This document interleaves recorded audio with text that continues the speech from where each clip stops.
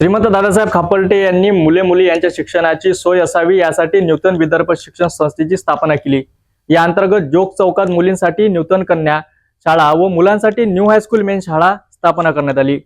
या शाळेने शतकापूर्ती केली आहे। नूतन कन्या शाळेच्या वतीने 29 डिसेंबरला शतकापूर्ती वाटचाल स्नेहभट आयोजित करण्यात आली आहे।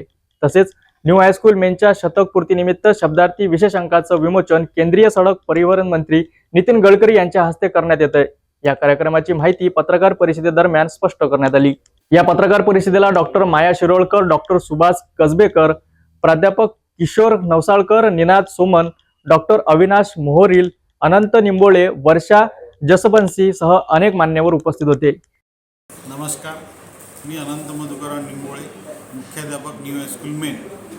27 डिसेंबर 2024 रोजी शताब्दी वर्ष समारोप कार्यक्रमाचे आयोजन केलेले आहे। या कार्यक्रमाला माननीय नितीनजी गडकरी, केंद्रीय सडक परिवहन मंत्री उपस्थित राहणार आहे। या कार्यक्रमाकरिता माजी विद्यार्थ्यांना आम्ही आमंत्रित केलेले आहे।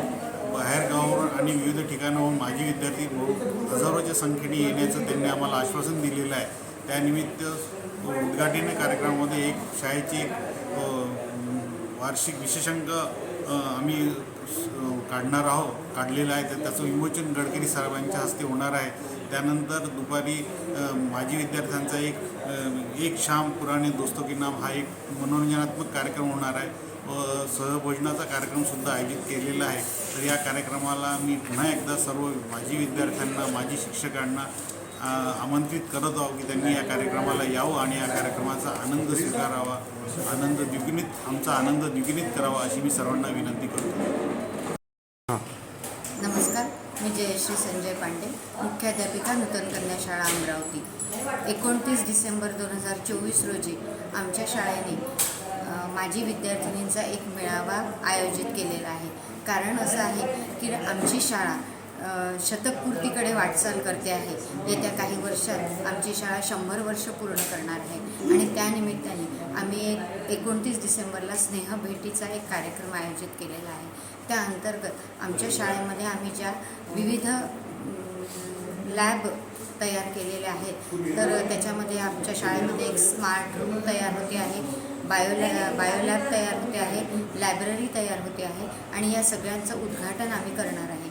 हा सगळा कार्यक्रम 9 ते 11 या वेळात होणार आहे।